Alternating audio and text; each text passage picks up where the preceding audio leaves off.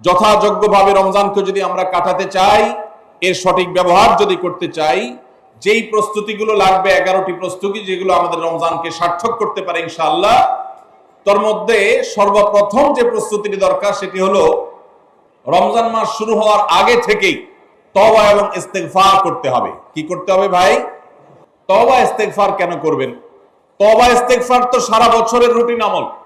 রমাদানকে কেন্দ্র করে রমজান মাসকে যদি আপনি সঠিকভাবে ব্যবহার করতে চান, তাহলে কেন আপনাকে তওবা ইস্তেগফার করতে হবে? কারণ হলো তওবা এবং ইস্তেগফার এর মাধ্যমে আমরা আল্লাহর রহমতের উপযুক্ত হব। আমাদের নানা নাফরমানের কারণে আল্লাহর রহমত থেকে আমরা দূরে সরে গেছি। লানত অর্থাৎ রহমত থেকে দূরে সরে যাওয়া, এটার উপযুক্ত হয়ে গেছি অনেকে। এই জন্য ভাইরা, এখন থেকে রমাদানের প্রস্তুতির নিয়তে আল্লাহর কাছে তওবা করা, গুনাহ মাফ চাওয়া, ইস্তিগফার করা, জীবন পরিবর্তন করবার সংকল্প করা, এটা হবে আমাদের রমাদানের প্রথম প্রস্তুতি। চেষ্টা করব তো ইনশাআল্লাহ। প্রতিদিন যখনই তৌফিক হয় আল্লাহর সাথে একটু কথা বলবেন, আল্লাহ আমার সমস্ত গুনাহগুলো মাফ করে দিন, আমার নাফরমানি মাফ করে দিন, আমাকে আপনি ক্ষমা করে দিন। আমি যদি আপনার রহমতের জন্য কোনো কারণে অনুপযুক্ত হয়ে যাই, আমার কোনো বদবখতির কারণে, আমার কোনো কৃতকর্মের কারণে, তো আপনি সেগুলো মাফ করে দিন। এই যে দোয়া, এই দোয়া আপনাকে রমাদানে আল্লাহর ইবাদত বন্দেগী করার, আল্লাহর কাছে রোনাজারি করার, আল্লাহর কাছে ভালো আমল নিবেদন করার যে তৌফিক, এটার উপযুক্ত করে দিবে ইনশাআল্লাহ। তাহলে রমাদানের প্রস্তুতির প্রথমটি আমরা পেয়ে গেলাম, সেটা হলো আগের গুনাহ খাতাগুলো থেকে ইস্তিগফার করা, তওবা করা, ফিরে আসা। এর মধ্য দিয়ে রমাদানে ইবাদতের জন্য নিজেকে প্রস্তুত করব ইনশাআল্লাহ। চেষ্টা করা যাবে না ইনশাআল্লাহ। দ্বিতীয় প্রস্তুতি হলো রমাদান মাসে কোরআন এবং হাদিস সম্পর্কে যাদের মৌলিক ধারণা আছে, হাদিসে রাসূল সম্পর্কে যাদের একটু ঘাটাঘাটিও আছে, তারা জানেন 2-3টা আমল সম্পর্কে কোরআন এবং সুন্নাহ সবচেয়ে বেশি সংখ্যক ভাষ্য বর্ণিত হয়েছে। সবচেয়ে বেশি সংখ্যক, এত ফজিলতের, এত তাৎপর্যের, এত মর্যাদার হাদিস আর অন্য আমল সম্পর্কে সাধারণত দেখা যায় না। সেই কয়েকটি আমল যেগুলোর ফজিলত বিপুল পরিমাণ, যেগুলোর ফজিলত সম্পর্কিত হাদিসের সংখ্যা অনেক, সেই রকম আমলগুলোর মধ্যে থেকে অন্যতম আমল হলো এই রমাদান কেন্দ্রিক আমল, সিয়াম, রোজা, এগুলোর ফজিলত। তো আমাদের রমাদান কেন্দ্রিক প্রস্তুতি হিসাবে দ্বিতীয়ত যে কাজটি আমরা করতে পারি সেটি হলো এখন থেকেই রমাদান মাসের কি কি ফজিলত আছে, সিয়াম সাধনার কি কি ফজিলত আছে, রমাদানের কি কি আমল আছে, বিশেষ করে ফজিলত এবং মর্যাদার কথাগুলো আলোচনা শুরু করা। এখন থেকে বাসা বাড়িতে গোল হয়ে কোন নির্দিষ্ট বইকে কেন্দ্র করে পাঠচক্র হতে পারে, গ্রুপ স্টাডি হতে পারে, পর্যালোচনা হতে পারে যে রমাদান মাসের কি কি মাহাত্ম্য আছে, এক একজন এক একটা বললেন। এই আলোচনা পর্যালোচনার মধ্য দিয়ে মনোজগতে রমাদানের জন্য এক ধরনের প্রস্তুতি, এক ধরনের আবহ তৈরি হবে ইনশাআল্লাহ। এজন্য দ্বিতীয় প্রস্তুতি হিসাবে আমরা এই কাজটি ইনশাআল্লাহ করব, সেটা হলো রমজানের ফজিলত, রমজানের মর্যাদা, সিয়ামের ফজিলত, অন্যান্য আমলের উপকারিতা, সেগুলো নিয়ে আমরা বেশি বেশি পর্যালোচনা করব। যত বেশি আপনি আগে থেকে পর্যালোচনা করবেন, রমাদানের প্রতি আপনার তৃষ্ণা, সিয়াম সাধনার প্রতি আপনার ভেতরে আকাঙ্ক্ষা, প্রত্যাশা এবং প্রতীক্ষা, এটা আপনার মধ্যে বাড়তে থাকবে এবং রমাদানের প্রতিটা মিনিটকে কাজে লাগাবার জন্য তাগাদা আপনার ভিতরে অনুভব হবে ইনশাআল্লাহ। তৃতীয় প্রস্তুতি হলো আমাদেরকে প্রতিজ্ঞা করতে হবে এই রমাদানে আমরা নেকামল করবই করব এবং কোন আমল, কোন ভালো কাজ, কোন সুন্নাহ এটা করার ব্যাপারে কোনো প্রকার অলসতা করব না। কারণ ভাইরা আমার, রমজান মাস পেয়েও যদি আল্লাহর কাছে কেউ ক্ষমা না পায়, একটা প্রসিদ্ধ হাদিস আপনারা সবাই কম বেশি শুনেছেন যে নবী সাল্লাল্লাহু আলাইহি ওয়াসাল্লামের কাছে জিবরিল এসেছে, এসে বলেছেন বাউদা মান আদরাকা রমাদান ফালাম ইগফার লাহ, যে ব্যক্তি রমজান পেয়েছে অথচ রমজানের এই বিশাল সুবর্ণ সুযোগকে কাজে লাগিয়ে সে তার জীবনের সব গুনাহগুলো মাফ করাইতে পারে নাই, সে আল্লাহর কাছ থেকে মাগফিরাত আদায় করে নিতে পারে নাই, সে জাহান্নাম থেকে মুক্ত এই ঘোষণা সে আদায় করতে পারে নাই, অথচ সে রমজান মাস পেয়েছে, এর চাইতে হতভাগা আর কে হতে পারে? তা সে ধ্বংস হোক, এই বদদুআয় নবী সাল্লাল্লাহু আলাইহি সাল্লাম আমিন বলে সমর্থন জানিয়েছেন, সায় দিয়েছেন। এজন্য ভাইরা, রমজান মাস এসেছে কিন্তু আমল ইবাদত হয় নাই, রমজান মাস এসেছে আবার চলে গেছে কিন্তু আমার গুনাহ আল্লাহর কাছ থেকে মাফ করাতে পেরেছি বলে আমার বুক সায় দেয় না, তাহলে এর চেয়ে বড় হতভাগা, এর চেয়ে বড় কপাল পড়ার কেউ হতে পারে না। রমজানের আমল ইবাদত, রমজানের নেক আমল, রমজানের দোয়া, রমজান মাসের চোখের পানি ফেলা, এটা ভাইরা শুধুমাত্র নিজের প্রেরণার জায়গা থেকে শুধুমাত্র সব আহরণের জন্যই নয়। এটা যদি না করি তাহলে জিবরিলের বদদোয়া, নবীজি সাল্লাল্লাহু আলাইহি সাল্লামের বদদোয়া, আল্লাহর পক্ষ থেকে ধ্বংস হওয়ার পরোয়ানা, এগুলো অনিবার্য হয়ে যাবে। এই কথা চিন্তা করে এখন থেকে রমাদান কেন্দ্রিক প্রস্তুতির অংশ হিসাবে আমাদেরকে প্রতিজ্ঞা করতে হবে, এইবারের রমাদানের প্রতিটা দিন আমি আল্লাহর কাছে চোখের পানি ফেলে একটা নির্দিষ্ট সময় কান্নাকাটি করব, আমার গুনাহ খাতাগুলোকে মাফ করাবো। জাহান্নামীদের তালিকা আমার নাম যদি কোনো কারণে যেয়ে থাকে, আমি এমন ভাবে রোনাজারি করব, এমন ভাবে ইস্তেগফার করব, এমন ভাবে চোখের পানি ফেলবো, একান্তে নীরবে আল্লাহর সাথে কথা বলবো, যেন আমার সমস্ত গুনাহগুলো মাফ হয়, জাহান্নামীদের তালিকা থেকে যেন আমার নাম কেটে যায়।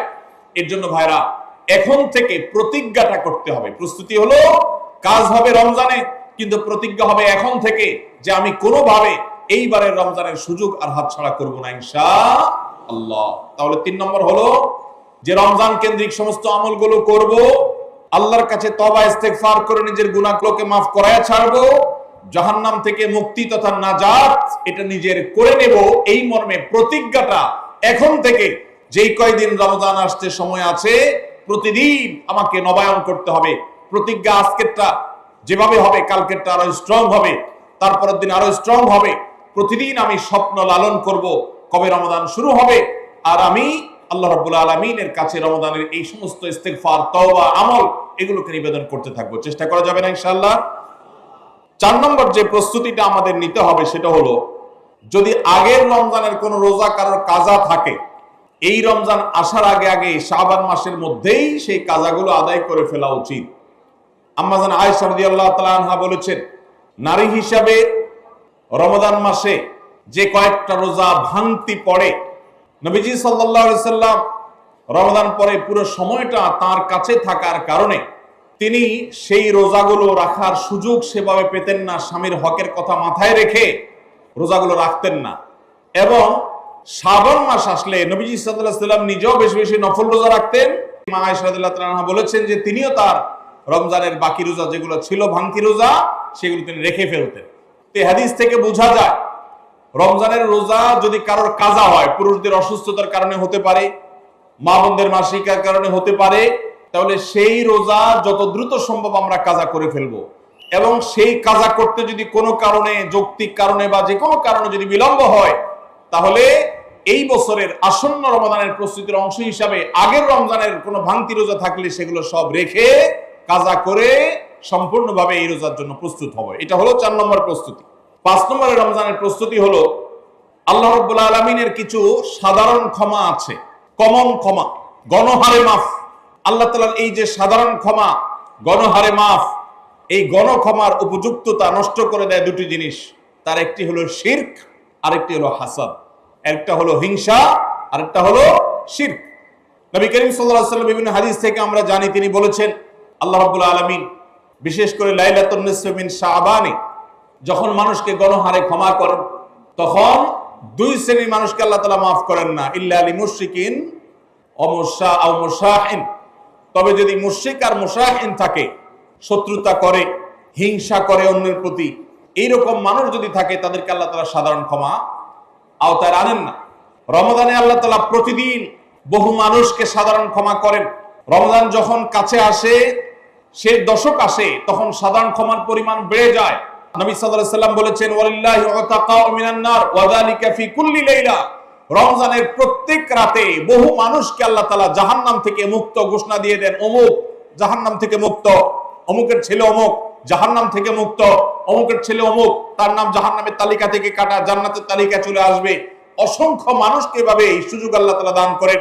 যারা শিরকে লিপ্ত, সেটা যেই কোনো ধরনের শিরক হোক, কবরকে যারা সিজদা করে, মাজারকে যারা পুজো করে, জীবিত মৃত মানুষকে যারা সিজদা করে, কবরে যারা প্রার্থনা করে, সেখানে যারা সন্তান চায়, ব্যবসার উন্নতি চায়, যত প্রকার শিরক আছে কবর কেন্দ্রিক এগুলাতে লিপ্ত হয়, অথবা এর বাইরে আরো যত রকমের শিরক গোটা দুনিয়াতে আছে, কোন প্রকার শিরকে যখন মানুষ লিপ্ত হয়, তখন এই ব্যক্তি আল্লাহ তাআলার সাধারণ ক্ষমার উপযুক্ত আর থাকে না। এই জন্য ভাইরা, রমজানের প্রস্তুতির অংশ হিসাবে 5 নম্বরের যে প্রস্তুতি আমরা গ্রহণ করব সেটা হলো, আল্লাহ তাআলা যেহেতু রমজানে অনেককেই সাধারণ ক্ষমা করবে, আমি যেন সেই সাধারণ ক্ষমা প্রাপ্ত সৌভাগ্য মানুষদের তালিকায় ঢুকতে পারি, সেজন্য আমার অন্তর থেকে হিংসাকে ধুয়ে মুছে সাফ করে ফেলতে হবে। কোন মুসলমানের কল্যাণ দেখে আমার কষ্ট হবে না, কারোর ভালো দেখে আমার ভেতরে জ্বালা পড়া হবে না। পারলে তার জন্য আরো বেশি দোয়া করব, যে কারো ভালো হোক আমি আরো ভালো চাইবো, কারোর কোনো ক্ষতি আমি চাইবো না। এই কল্যাণকামিতাই হলো দিন। আদ-দীন ওয়ান-নাসীহা। কিলা লিমান ইয়া রাসূলুল্লাহ? ক্বালা লিল্লাহি ওয়া লিরাসূলি ওয়া লিআম্মাতিল মুসলিমিনা ওয়া আইম্মাতিহিম। নবী সাল্লাল্লাহু আলাইহি সাল্লাম বলেছেন, ধার্মিকতা, দিনদারিতা কিসের নাম? ধার্মিকতা হলো কল্যাণকামিতার নাম। আল্লাহ রাব্বুল আলামিনের আদেশ নিষেধ মেনে চলা, নবী সাল্লাল্লাহু আলাইহি সাল্লামের আদেশ নিষেধ মেনে চলা, এটাই হলো তাদের জন্য কল্যাণকামিতা। আর সকল স্তরের সাধারণ মানুষের কল্যাণ চাওয়া, কারোর ক্ষতি না চাওয়া, এটাই হলো দিনদারিতা। যে ব্যক্তি কারোর ক্ষতি চায়, যে মুসলমান আরেক মুসলমানের ভালো দেখলে তার ভেতরে জ্বালা পোড়া করে, অস্থিরতা আসে, সে ভালো মুসলমান না, সে হিংসুক, তার ভিতরে কবিরা গুনাহ আছে। এজন্য রমাদান মাসে আল্লাহর সাধারণ ক্ষমা পেতে হলে অন্তরকে এখন থেকে পরিচ্ছন্ন করতে হবে, চোখটা বন্ধ করে মনে রাখতে হবে, স্মরণ করতে হবে, আমার আশেপাশে এমন কে আছে যার কল্যাণ দেখলে আমার সহ্য হয় না, যার ভালো দেখলে আমার ভিতরে জ্বালা পোড়া করে, যার সুসংবাদ শুনলে আমার ভিতরে খারাপ লাগা কাজ করে। তাহলে বুঝতে হবে তার প্রতি আমার হিংসা আছে। আল্লাহর জন্য নিজের হিংসা থেকে পরিচ্ছন্ন হয়ে অন্তরকে ধুয়ে সাফ করে তারপরে রমজানের সাধারণ ক্ষমার জন্য উপযুক্ত করতে হবে এখন থেকে। ঠিক একইভাবে আমি আমার কথায়, আমার কাজে, আমার বিশ্বাসে কোনো মাধ্যমে আল্লাহর সঙ্গে শিরক করছি কিনা, আরশের মালিকের সাথে শিরক করছি কিনা, আল্লাহ বলেছেন, ইন্নাল্লাহা লা ইয়াগফিরু আন ইউশরাকা বিহি ওয়া ইয়াগফিরু মা দুনা যালিকা লিমান ইয়াশা। আল্লাহর সঙ্গে শিরক করা হলে এটা আল্লাহ মাফ করবেন না। শিরকের অপরাধ এটা যদি কেউ করে তওবা ছাড়া মারা যায়, আল্লাহ তাআলা এই অপরাধ ক্ষমা করবেন না, এটা আল্লাহ আগে থেকে দেওয়া ঘোষণা। কোরআনে আল্লাহ আরো বলেছেন, লোকমান হাকিমের উদ্ধৃতি দিয়ে, ইন্নাশ শিরকা লা যুলমুন আযীম, তিনি তার সন্তানকে উপদেশ দিতে গিয়ে বলেছিলেন যে ইন্নাশ শিরকা লা যুলমুন আযীম, শিরক সবচেয়ে বড় অপরাধ। এজন্য ভাইরা, শিরক থেকে পরিচ্ছন্ন না থাকলে রমাদানের কোন ইবাদত, কোন আমল আমাদের কাজে আসবে না। এজন্য রমজানের প্রস্তুতি হিসেবে শিরক এবং হিংসা থেকে অন্তরকে পরিচ্ছন্ন করা, পবিত্র করা, এটা হলো আমাদের পঞ্চম প্রস্তুতি। নাম্বার 6, বিগত রমজান যেগুলো আমাদের জীবনে এসেছে, সেই সমস্ত রমাদানে কেন আমার আমল ইবাদত হয় নাই? রমজান আসার আগে নিয়ত করছি কোরআনটা খতম দিব, কিন্তু দিতে পারি নাই। রমজান আসার আগে নিয়ত করেছিলাম এই বছর একটা তারাবিও মিস করব না, কিন্তু অনেকগুলো মিস হয়ে গেছে। রমজান আসার আগে নিয়ত করেছিলাম এই বছর রমজান থেকেই ধূমপান করা ছেড়ে দিব, কিন্তু অনেকে ছাড়তে পারেন নাই। রমজান আসার আগে নিয়ত ছিল এই বছর রমজানে একটা খারাপ জিনিসও মোবাইলে, টিভিতে দেখবো না, কিন্তু সেই প্রতিশ্রুতি রাখতে পারি নাই। কেন পারি না? বিগত রমজানের সমস্ত আমলনামা নিয়ে বসতে হবে এখন থেকে, শাবান থেকে, আজকে থেকেই, যে আমার গত রমজানে আমল ইবাদতের ক্ষেত্রে প্রতিবন্ধকতা, বাধাগুলো কি কি ছিল, একটা একটা করে সম্ভব হলে লিখে ফেলবেন। নাম্বার 1, আমি তারাবিটা নিয়মিত পড়তে পারি নাই, কারণ অমুক অমুক বন্ধুর সাথে আড্ডায় যেতে হয়েছে, তাহলে এটা আমার একটা বাধা। আমি হারাম জিনিস থেকে বেঁচে থাকবো, কিন্তু পারি নাই, কেন? কারণ ফেসবুকে ঢুকছে একটা কাজে, সেখান থেকে আমার আরো 5টা অকাজ করা লাগছে, তাহলে এটা আরেকটা কারণ, ফেসবুক।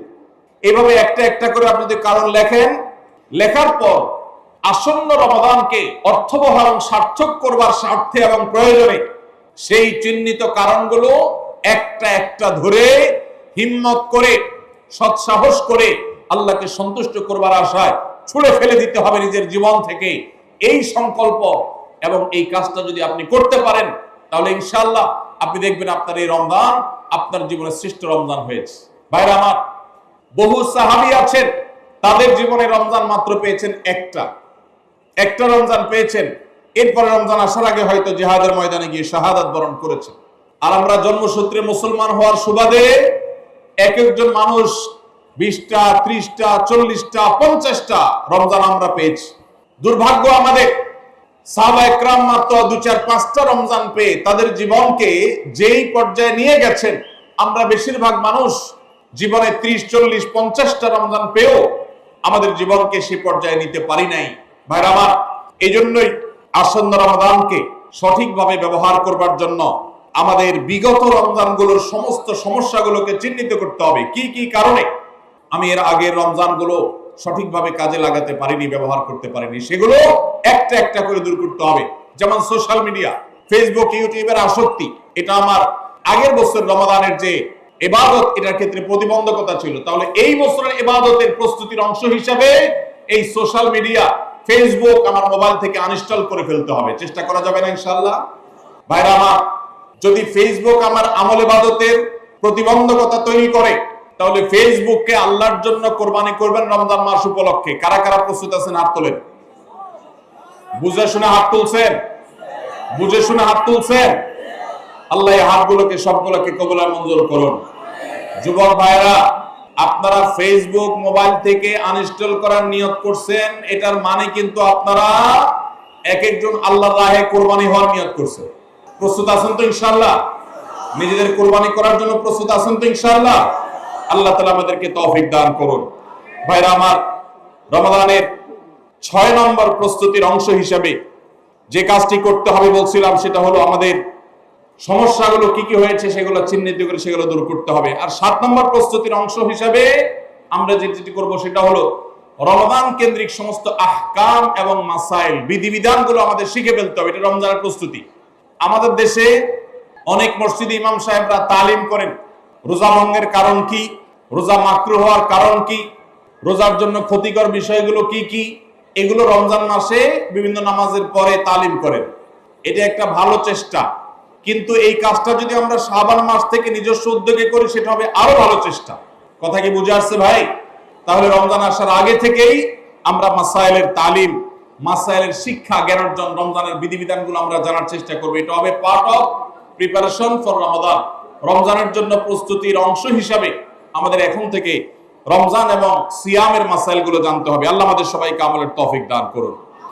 8 নম্বর হলো রমজানে যে আমলগুলো করবেন এখন থেকে সেগুলোর ওয়ার্ম আপ এবং রিহার্সেল শুরু করে দিবেন, প্রস্তুতি শুরু করে দিবেন, চর্চা শুরু করে দিবেন। কারণ মানুষ দাঁড়ানো অবস্থায় হঠাৎ করে জোরে দৌড় দিতে পারে না। একটা গাড়ি সেটা দাঁড়ানো অবস্থায় হঠাৎ করে 100, 150, 110, 20 গতিতে চলতে পারে না। প্রথম 10, 20 হয়, এরপরে 40, 60 হয়, এরপর আস্তে আস্তে 100 বা 110, 20 হয়।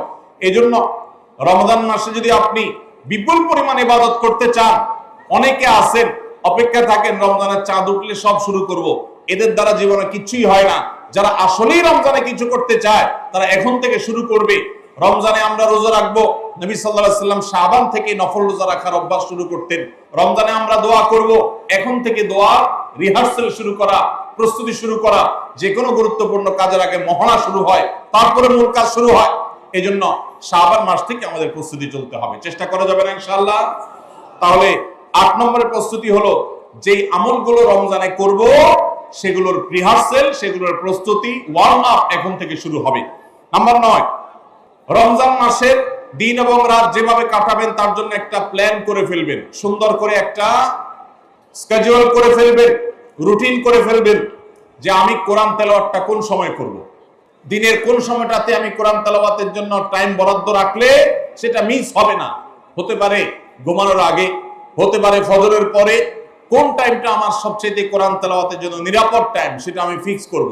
এই ঠিক একইভাবে আমি আল্লাহর কাছে রোনাজারের জন্য ভালো সময় কোনটা সেটা ঠিক করব। রমাদানকে অর্থবহ করবার জন্য আপনার প্ল্যান করতে হবে আগে থেকে, সেটা এখন থেকেই, যে আপনি কখন কোন কাজটা করবেন, কোন আমলটা করবেন, কোন ভালো কাজটা করবেন। এগুলো যদি আগে থেকে প্ল্যান হয় দেখবেন কাজটা করা সহজ হয়েছে। নাম্বার 10, রমাদানের প্রস্তুতির অংশ হিসাবে চাঁদ দেখার চেষ্টা করতে হবে। চাঁদ দেখা, আজকাল চাঁদ দেখার আমলটা বিলুপ্ত হয়ে গেছে, অনেকটাই হারিয়ে যাচ্ছে। চাঁদ দেখা কমিটি ছাড়া সাধারণ মানুষ চাঁদ দেখতে আমরা ভুলে গেছি। আমরা চাঁদ দেখি কিন্তু ফেসবুকে, আকাশে না। চাঁদ কি ফেসবুকে দেখবেন না আকাশে দেখবেন? নবীজি বলেছেন সুমু লিরুইয়াতিহি ওয়া আফতিরু লিরুইয়াতিহি, তোমরা রোজা রাখো চাঁদ দেখে, আবার ঈদও করো চাঁদ দেখে। এইজন্য 29শে শাবান পশ্চিম আকাশে চাঁদ খোঁজার চেষ্টা করবেন সন্ধ্যার সময়। চেষ্টা করবেন না ইনশাআল্লাহ?